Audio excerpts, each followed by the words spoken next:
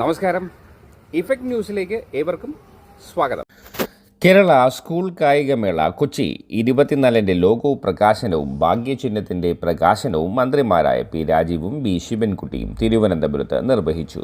മേളയുടെ ഭാഗ്യചിഹ്നം അണ്ണാറക്കണ്ണൻ തക്കുടു.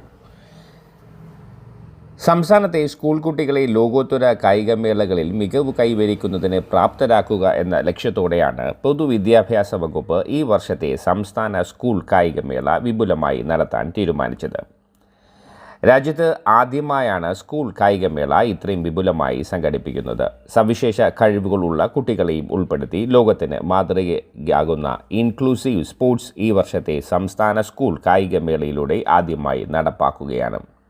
മേളയിൽ 20,000-ലധികം കായിക പ്രതിഭകളും 2,000 സവിശേഷ കഴിവുള്ള കായിക പ്രതിഭകളും പങ്കെടുക്കുന്നുണ്ട്. കുട്ടികളുടെ പങ്കാളിത്തം കൊണ്ട് ലോകത്തിലെ ഏറ്റവും വലിയ കായികമേളയാകുവാനുള്ള സാധ്യതയുണ്ട് ഇത്തവണത്തേത്.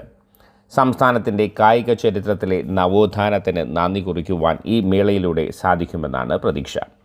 നവംബർ മാസം 4-ാം തീയതി മുതൽ 11-ാം തീയതി വരെ കൊച്ചി നഗരത്തിലെ 19 വേദികളിലായാണ് മത്സരങ്ങൾ സംഘടിപ്പിക്കുന്നത്.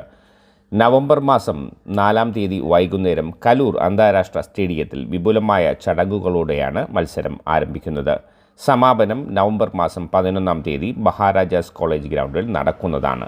എറണാകുളം ജില്ലയിലെ തിരഞ്ഞെടുത്ത 50 സ്കൂളുകളിൽ കുട്ടികൾക്ക് മികച്ച താമസ സൗകര്യം ഒരുക്കുന്നതിനാവശ്യമായ ക്രമീകരണങ്ങൾ സ്വീകരിച്ചു വരുന്നു. വാർത്തകളും വിശേഷങ്ങളും അവസാനിക്കുന്നില്ല. കൂടുതൽ വാർത്തകളും വിശേഷങ്ങളുമായി എപ്പോഴും നിങ്ങളോടൊപ്പം ഇഫക്ട് ന്യൂസ്.